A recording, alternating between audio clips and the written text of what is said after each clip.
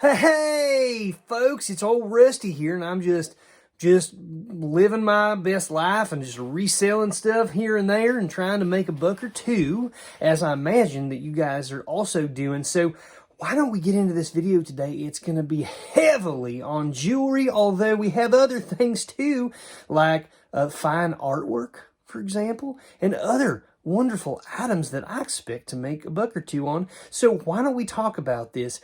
If you like to see jewelry, learn about what's out there, what you can make some money on, maybe know better what you have, maybe something that was given to you or you inherited something, and you're thinking, what should I do with this? Should I just give it away? Whoa, hold on there a second. Don't do that just yet. Why don't you do a little bit of research, listen to this video, and then go check out our playlist on all the jewelry-related stuff. Also, and I know this is a mouthful here to get out from the beginning of the video. I promise we're getting to the meat and taters here. But if you haven't checked out the What Sold channel, which is our sister channel that my brother runs, please check it out. In fact, they have a special video also out today on only jewelry. So check that out after this one. Without further ado, let's do our sweet little intro here and then show you some jewelry.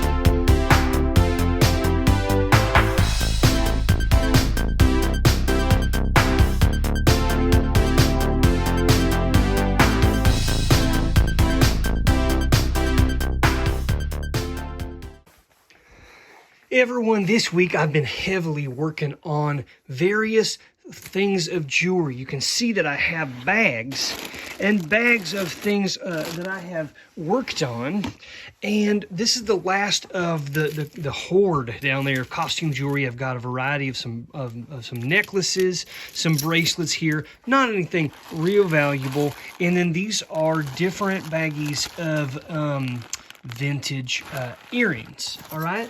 But then just this morning, I was out at an antique store that I sell at, and one of the other vendors I noticed had a bag of like mix and match jewelry, just like vintage stuff. I've already gone through it and pulled it out here, and there were some individual pieces that, like, you know, it's like an earring that's missing its friend, or you know, broken pieces or something here and there. But I've got some interesting stuff here. I spent about $35 on all of this. Now, you know, if you add it all up, 2, 4, 6, 8, 10, 12, 14, you know, it ends up being around what I would spend if I spent about $2, $2 to $3 a piece on these.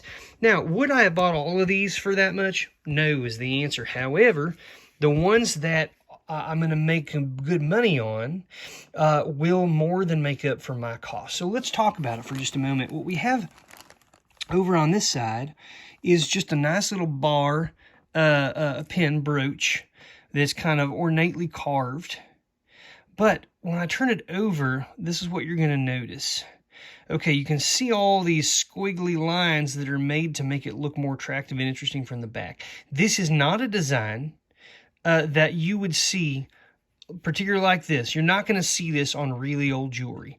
This is actually made to look like an old bar or a you know, kind of style piece from, you know, an antique piece from like the 1800s, early 1900s. That's not what this is. This is not made of gold.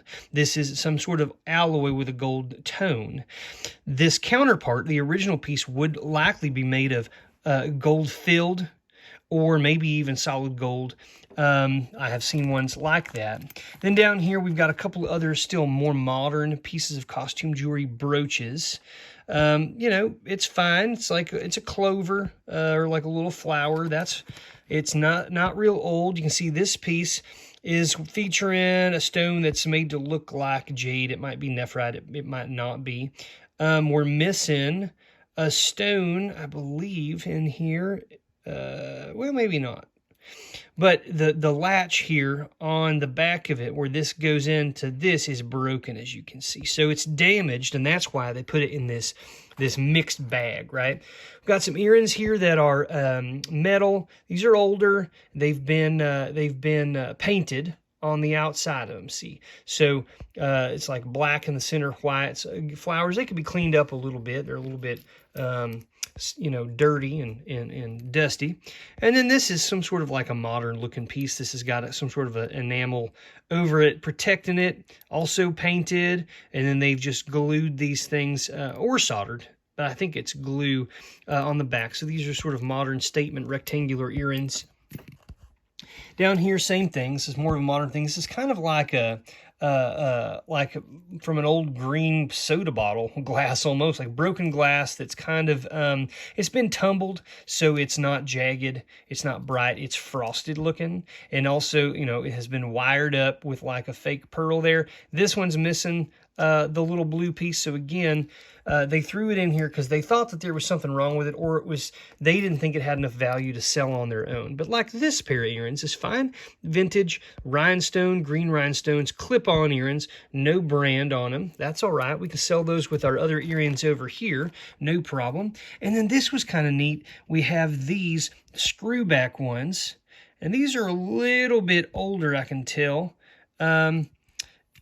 You can see that the brooch that goes along with it is right here. Unfortunately, right by my thumbnail here, we're missing a stone, one of the little green stones out of this.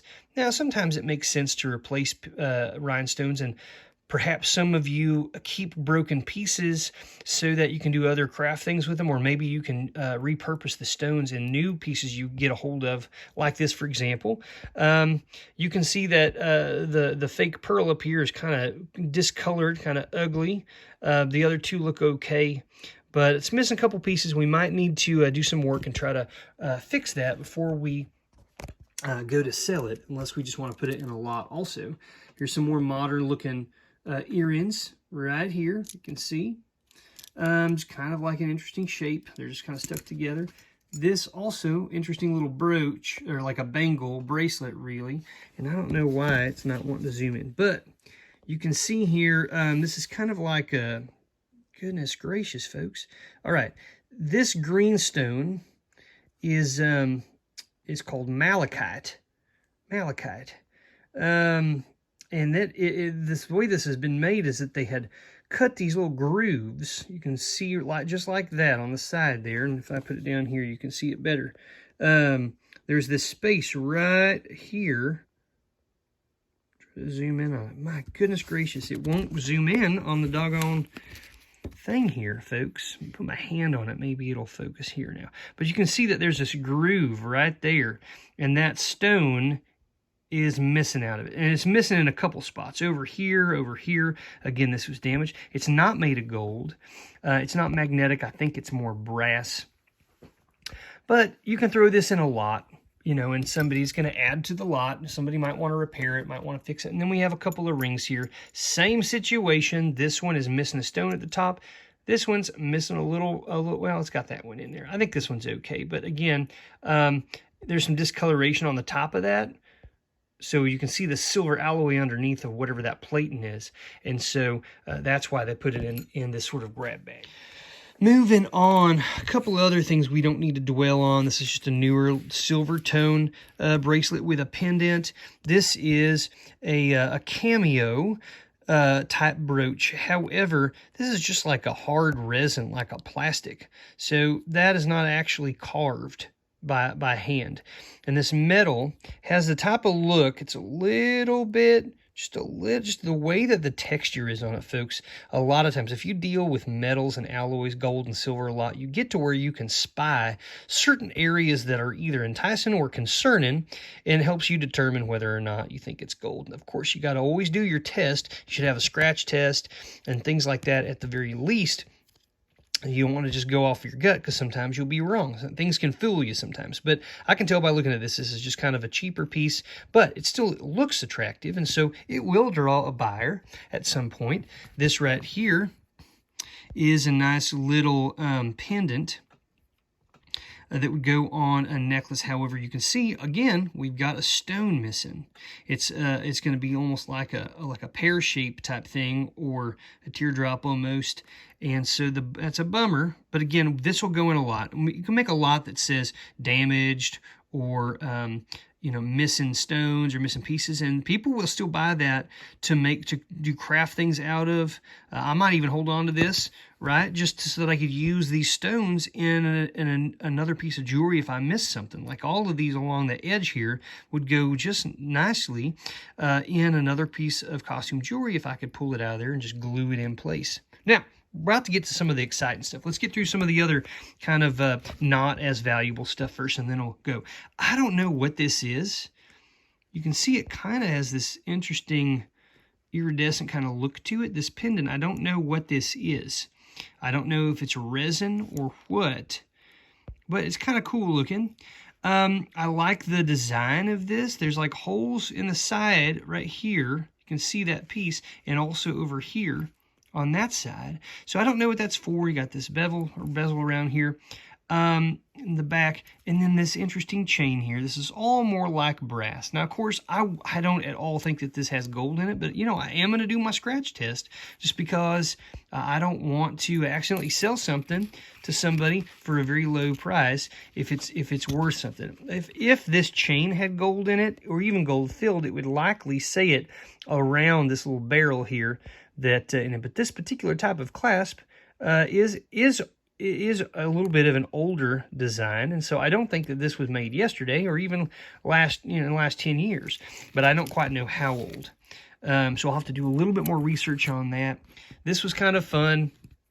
It doesn't have the necklace with it, but it's just a piece of coral that has a hole drilled in it and then a little wire that somebody was going to make a ear in or a necklace or something, and all I have is a piece of coral. So somebody would buy this by itself because people like coral. Coral is incorporated into a lot of Victorian era jewelry.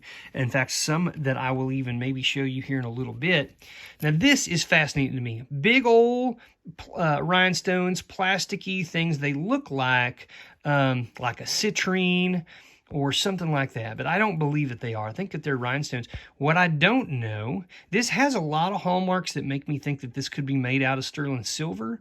The way that it's carved, the color, the way that it has tarnished, a little bit about the way that this little ring here at the top could hold on. The back, however, doesn't look nearly like silver, and so I'll have to test this. You can see the back of these stones have that kind of foil color on the back. That's what is aiding in the vibrancy of the colors on the front, but it is an attractive piece. Even if this is not made out of sterling silver, I could get some really good close-up pictures of this that would entice a buyer.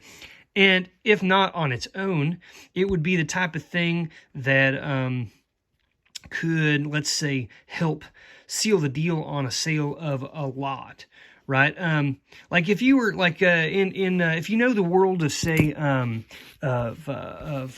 business when it comes to real estate, commercial real estate, sometimes they'll build these big complexes that can house multiple units for multiple different businesses. And what they're wanting though is they want to have at least one really good, really well-known, really successful store that would go into that shopping center or this complex, and that's what they call the anchor store. And the anchor store is the one that not only will entice other businesses to want to come and have their business in that same complex, but it's an anchor. It's kind of what helps drive all the traffic to that area because you've got this one really successful store. And so it's not unlike that. If I was doing a lot of, say, broken pieces, maybe I'd throw this in there. Maybe by itself, nobody would want this. But with this, they're like, well, I'll sell that other stuff and then I'll keep this for myself. That might help sell it. Got to be creative sometimes, folks, when you're doing these lots. This was kind of cool. These aren't jewelry, but these are antique little components of little dolls. They're both ceramic, and this one has kind of like a hand-painted, enamel-painted foot, and it's probably 1.5 inches long, but it's very old ceramic. And this doll, you can see the head here is hand-painted. Part of its nose is missing. If you come down, you'll see the carving of the legs. And on the back, a little rear end there, a little derriere with, but see, there's a hole right through the center of that. Wire or string or something would have gone through that and held onto the arms. So they would have been kind of articulating. They could move, flop up and down. But even in this condition, folks, because it's antique, people collect these types of things. So I will likely be able to sell this by itself and even the leg by itself. Believe it or not, I might even do a lot of the two of them together. Who knows? Now we're getting to some more interesting pieces. This right here is a very interesting little necklace setup with this dangly portion at the bottom. If I flip it over, you can see how it is designed. There's something right here in the center. I don't actually know what that says, but up here at the top on this, and the same for this bracelet which came with it, it says Czechoslovakia. In fact, not just this bracelet, which all the stones are present, which is nice, and it latches, and you've got this necklace with it. I can sell those two together in a lot. I could probably sell the two of those for $20 to $30 by themselves, and then everything else that I could sell and make money off of. Here's a cool little rhinestone bow brooch right here. It looks like it could possibly be made out of sterling silver, although I don't think it is. But you can see that's definitely an older design latch there for this pin. Over here, we got some beautiful earrings. I want to bring these down here. These two sets of earrings right here I'm about to show you are the best two sets of earrings and everything I just found. And they're both very old. That's the other thing. These right here, that kind of want to spin around on me here. Let's see if I can get them to where they'll lay correctly for me. Hold on a second. All right. So this right here, you can see these little red stones, and then on the back side, they're open. Very well made, very well put together on the back of this old screwback earring. It says Czechoslovakia as well. So this is made not in the United States, of course. This is made in another country, and this is definitely older design. I believe these are not rhinestones either. I believe these to be garnets. All right, garnet, which was used a lot in jewelry back turn of the century and in the 1800s. This is kind of what they call more of like a bohemian style design. And it just so happens that I have a ring that has, it's that same style that has a garnet in the center too. I may try to sell that as a ring and earring combo now. So I'm excited to get into that. And then these beautiful earrings, look at these, same situation. On the back, it says gold-filled. So these are gold-filled earrings. You've got, looks like a pearl up here at the top, and you've got a bunch of seed pearls around the edge. These are just hoop earrings. I could tell by looking on the inside of it, even before I read on the back, I could tell by the way that the metal looked, how it shined, how it tarnished at the solder points, that this was a gold-filled piece, and I believe that these are real seed pearls as well. So a couple of really nice quality old pieces of jewelry, which these I will get to put with a bunch of Victorian era jewelry that I'm going to sell soon, that I'm also going to show you in this video. But before we get to that, I got two more things I want to show you that I got from this lot. Well, one thing from this lot and another thing I bought at a different thrift store. But let's look at these earrings right here. You may have seen things like this before. I've seen several kinds of earrings that look like this, but made from various different materials. Sometimes they're just made of resin or plastic. Other times, they could be Bakelite. Other times they're made out of bone. But in this case, folks, upon very close scrutiny, close inspection, I've come to determine that these are made of ivory. And so because of that, I am not allowed to sell these on eBay. It is illegal for me to do so. In fact, one of my stores that I sell on has some pretty heavy restrictions, which will maybe never be taken off, because at one time eBay thought I was trying to sell something made of ivory. It was actually resin, so they were incorrect, but they dinged me and removed it nonetheless. I'm zooming in on this so you can see. I want you to look not at the very bottom dangly component, but this top part right here, the little ball right here. If you look at it very closely and I turn it to show you different angles, you'll see what appears to be a cross-hatched design. If you look at it from a certain angle, right? Lines going diagonally, crisscrossing each other. That is the way you can tell that something is made of ivory. That's one of the main ways. You look at it from one angle, it just looks normal, almost like you know, maybe a couple swirls or something, but if you keep turning it, boom, it looks like a crosshatch. And so I cannot sell that. And I would not even try, folks, if I were you, to sell that on a platform like eBay, because you could face serious restrictions, if not having your store entirely closed down, and it is not worth it, folks. Not worth it. Okay, and then over here we've got this little bracelet. It's sweet. It's older, not terribly old, but it's older, a few decades old. But what we got here is like a little, I believe it was for a wedding or maybe even an anniversary. On one side, you've got the name Kenny. All right, so we got Kenny right there. Hi, Kenny. And then over here, we got old Judy Jude. Okay, I believe that says Judy, but I'm not 100%. It might be somebody else. But it is a 10 carat, and it says it down here on the little ring clasp, 10 carat solid gold. So this is gold. I can sell it. I wouldn't want to sell this as an item for scrap weight because it would be less than it might be a gram and a half. So $20 or $30. But if I can get a buyer who wants this for the, oh, doggone it. Where was that? Oh, my goodness. No. Oh, my goodness gracious. Where? No. This is so frustrating. I do this every time. No. Maybe it's under here. No. Oh, I found it. Sorry about that. If I can get this to somebody who wants it for the names or maybe collects this type of jewelry, then they would be more interested to buy it, and I could make a little bit more money than just the scrap gold weight in this case. Let's take a break for a moment from the jewelry, folks, and let's look at this painting that I bought this week at a thrift store. And as you can see, the price tag's still on at $10. From a distance, I thought for sure that this was a print. But when I got up close to inspect it, I'm going to try to get here close. You can see it's a little bit dusty.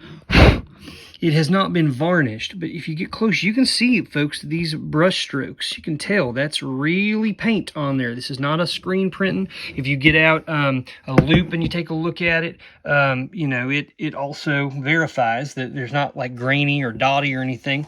But this is a really cool scene, an outdoor seating of like a restaurant. You've got people walking by. You've got people sitting there eating, drinking, being served. You've got a waiter, or maybe that's the manager or something of the establishment out there, as if to look over like, oh, are you taking a photo right now? This likely was made from a photo, but you can see it's pretty darn well done. The contrast here, this is, it wouldn't be like the most extreme impressionism, but it's not, there's enough left that you have to do a little bit of work yourself. Like, yes, you can tell these are figures, but you don't see the faces. It's just lights and darks. It's about 80%, and the other 20%, the viewer is, or the art appreciator is left to kind of fill in the blanks. But it's really nice. You got sort of probably what is like a building or buildings in the back. You got brick or cobblestone or something there. If you look down on the bottom right, really close, let me see if I can get in here. See, it appears as though this is signed by someone named Nancy Bass. And I looked up old Nancy online, and I don't know if it's the same individual or not. A lot of her stuff seems to have animals. They incorporate animals. This one, of course, is not. It's just more of like a street scene.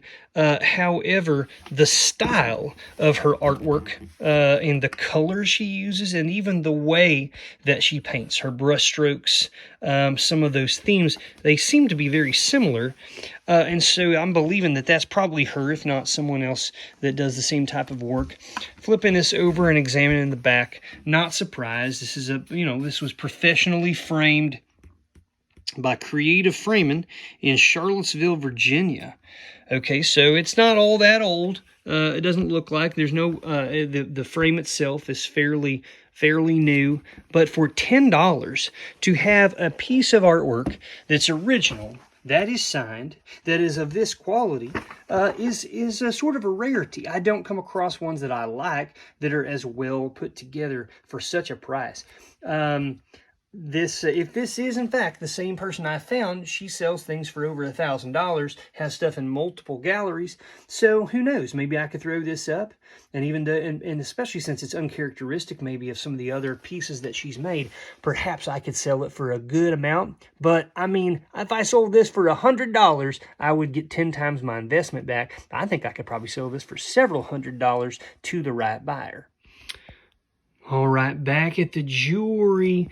This is some of the stuff that I'm setting up for photographing. Some of these will be lots, small lots. Some of these will be individual, but I'm going to give you some examples of some antique jewelry, okay? Then what would be considered vintage. It's not quite antique, but it is still fairly old. And then some newer pieces that are made to resemble the original older pieces that are over 100 years old. And so let's just jump in here. We had some exciting finds.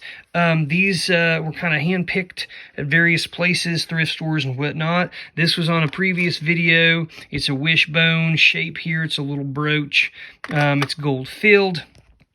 Then you have some other kind of interesting pieces down here. This one is not that old. It's made to look kind of like some older ones that might have had really genuine stones, and these are just rhinestones. However, it's a fairly intricate piece. It's well made, and it is made of sterling silver as well, as indicated by this little round spot beneath the pin there. It actually says 925 sterling silver on it. This piece also, however, even though it looked quite different, in fact, let me pull them out in my hand. Do you see how bright and shiny that is, and how dull and gross this is? Well, guess what, folks? This one is also made of sterling silver. It's just heavily tarnished and quite a bit older. This piece right here is several decades old, whereas this piece could have been made in the last 10 years.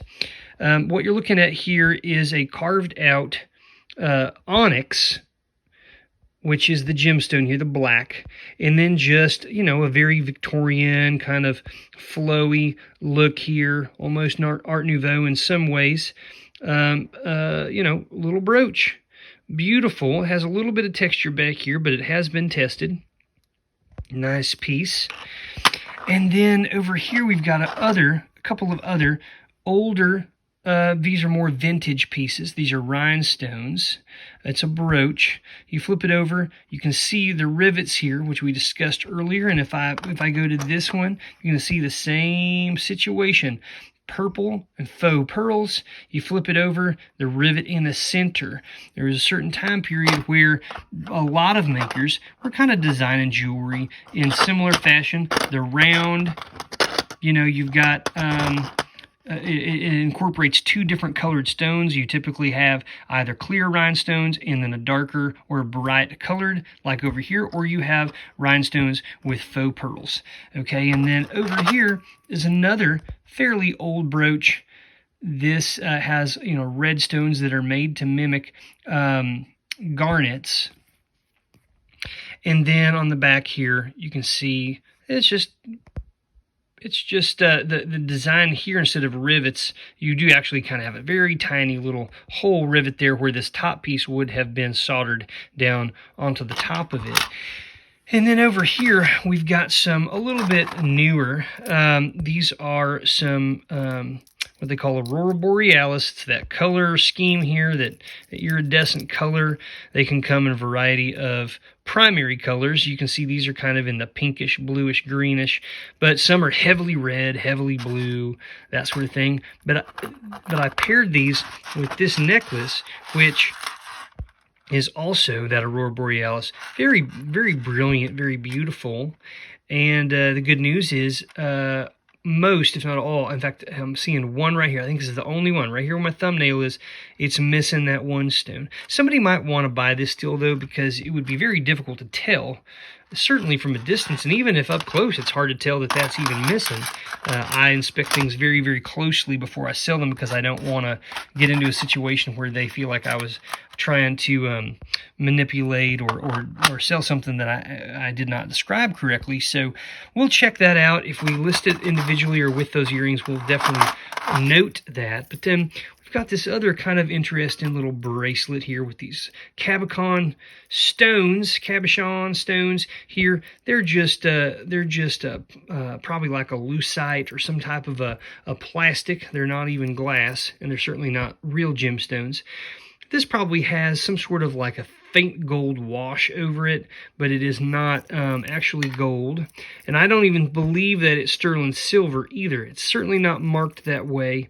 I need to do a further test on it. But this is vintage. It's not antique, but it is, you know, a few decades old. I'm going to lay this down over here.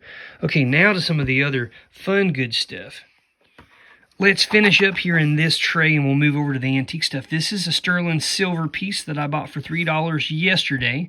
It looks like, almost like a harp or like some sort of a thing here, scrolly kind of dealio. It's got like a green, what looks like a green pearl in it. It was interesting. And it's a sterling silver chain as well. That was nice.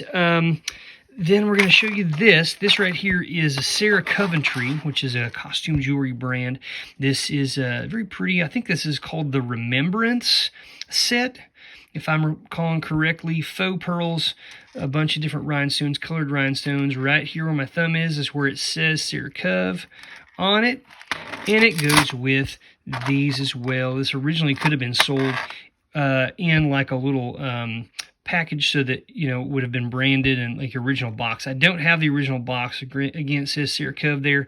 These will go together. I mean, these are selling in the around $30 range if I were to sell this with the earrings by themselves, which is fine. A lot of times you get these for $2, that for $2, $4, sell it for $30. It's pretty good. Now, this is the thing I'm most excited about, is this right here.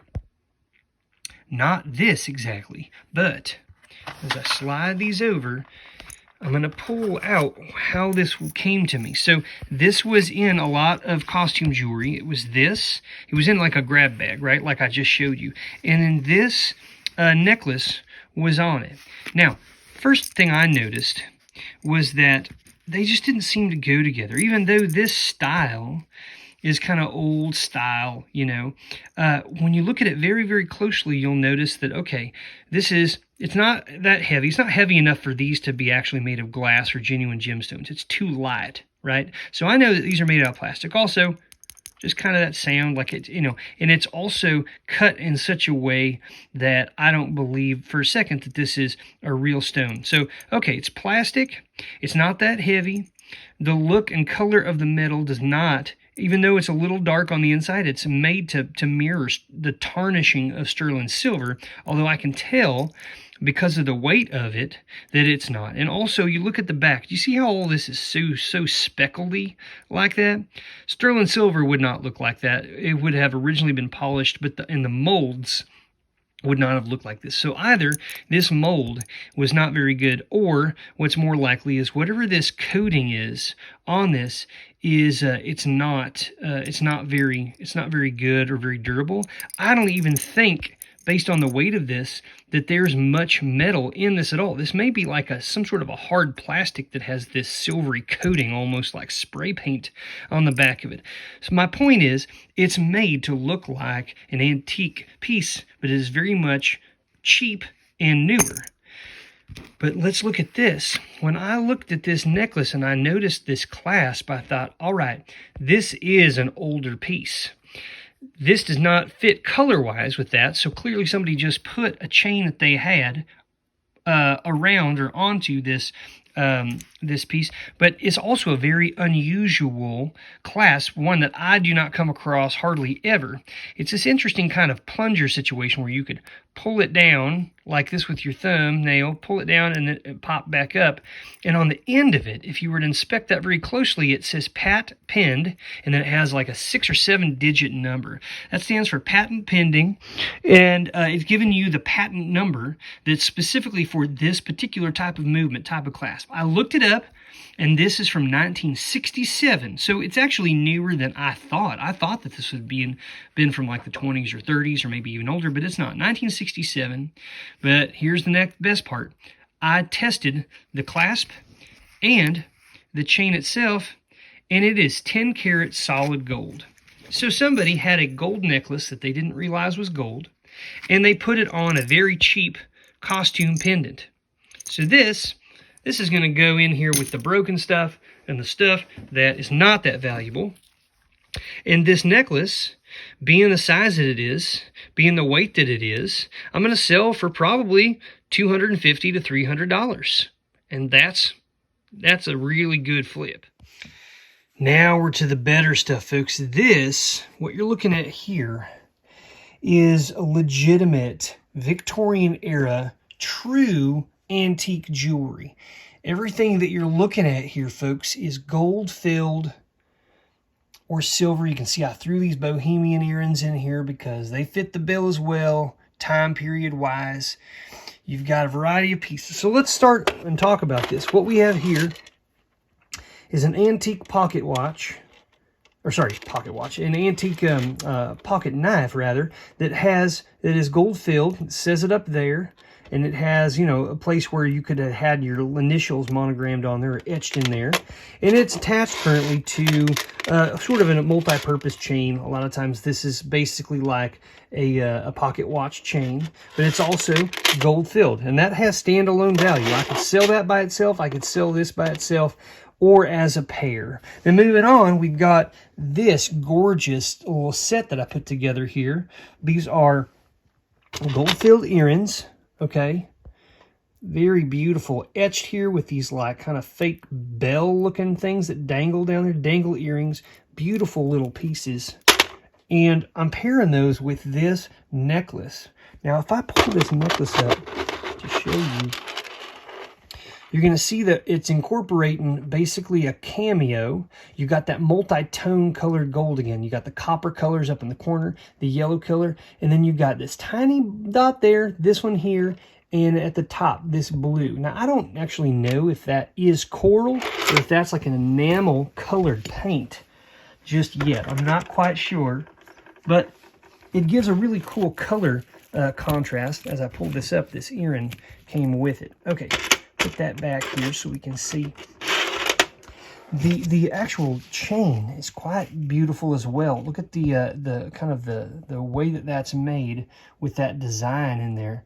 It's really neat, and also it's unique because it latches not at the back here where most necklaces do latch, but instead it latches right here, right where it attaches down by the pendant. Now, if we flip it over and we take a look, you can see the back of all of this. And then right here is the button. And that's where you pinch and it detaches. And so that is this piece. Very, very beautiful. This is a late 1800s, early 1900s piece. And is going to sell for some decent money, folks. It really is. People love this style. There are a lot of collectors for this style. And with this, just to give you an example of actual antique jewelry, here's another piece. This is a dangle 3-tiered brooch, which is made to sit vertically, which you would pin it right there. It hangs. This is made of sterling silver with a gold coat over it, which is, as you can see, wearing off, and you can see that dark gray tarnish of the silver. And in the middle featured here is a mineral or a gem called carnelian, and they're quite beautiful pieces. Kind of that, I don't know. It is sort of like a darker butterscotch kind of color, kind of a deeper. It's an interesting color. It really is. Certain stones like garnet and carnelian are pretty distinct, and there's not a whole lot of other things that look just like them. These cufflinks are really cool. At first, they just look like a basic pair of cufflinks, but watch this. I can actually take it and pull it apart. Look at this. It's almost like it's spring-loaded. It's got this chain on the inside of it. Whoosh, comes back in. And it says in here that they're made in England. and there's a patent number, so I need to research this patent. I don't think that these are 1800s necessarily, but they are a little bit more unique, and they do fit in color and even style with some of this other stuff that I'm showing you today. Here's a very cool set of earrings that's featuring a pearl and some onyx. Back here, this is these are actually the only thing that are not actually made out of having any gold at all. These are actually more stylized, I believe, after this period, but I don't think that these are the genuine article. I think that these are definitely vintage, but I think that they're made to look like the original counterparts. I also believe that these were made in either Western Germany or Austria or Czechoslovakia as well. I think that these are a European make of a piece of jewelry. We're near the end here. If you ever come across these kind of cufflinks, folks, a lot of the ones that I find, most of the ones like this that I find are gold filled. In fact, they do make some that are made of solid gold, so you want to do some serious inspection and make sure you're testing those. But this type right here with the two sides, these are monogrammed. These are actually not a pair because they're two individuals that are roughly the same size, but they got two different initials on them. You see that? And you can see the copper underneath of the gold filling here. The gold has worn off heavily off of these, and you're seeing just the copper underneath. This one, not as bad. Still, most of the gold plating is on that. But these are definitely old. These are, you know, late 1800s, early 1900s as well. Lastly up, and I've featured this in another video, beautiful little bracelet. It's interesting too. It clasps right up here by the stone. So you kind of bend it over and it unhooks like that. It hooks on here. I don't know what this stone is, but it does change color. It looks very purple in a certain type of light, like incandescent light or fluorescent light. And then you go out in the sunlight and it's more of like a light blue color. Beautiful. Almost looks like a very light aquamarine out there, but right here almost looks like a very light colored amethyst. I know what you guys are thinking. Well, that's alexandrite. I don't think that it is, folks. This is a gold fill. This is not even solid gold. I don't know what the gemstone is, and it may not even be a genuine gemstone. It may be paste. It may be a very colorful piece of glass. I'm not sure yet. But the design on the bangle here itself is quite attractive. Floral and just a beautiful stone, centered very nicely. And then lastly, folks, is this old pocket watch that I just got recently. It's a very good quality. Now, the movement itself, I think, is only maybe like a 7-jewel watch, but the face is very nice. It's porcelain face. It has no cracks in it. The case is very nice. It's a gold filled case. It's not gold. It's not solid gold, but it's a very nice piece. And this also is just sort of a nod to that time period where people, this is the type of timepiece people were regularly carrying around with them. You've got the second hand down here. And then this is the American Waltham company. You're going to find Waltham, and you're going to find Elgin, and you're going to find Illinois, and there's a lot of these that are pretty well known. You always want to unscrew or unclick the back right back here.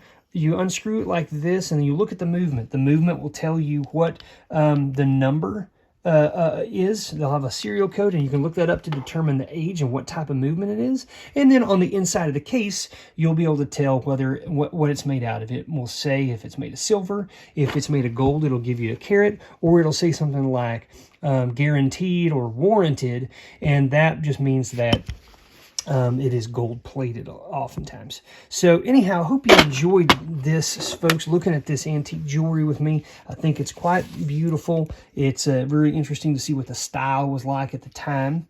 But if you come across stuff like this, folks, know that it has value. Know that people buy this kinds of stuff.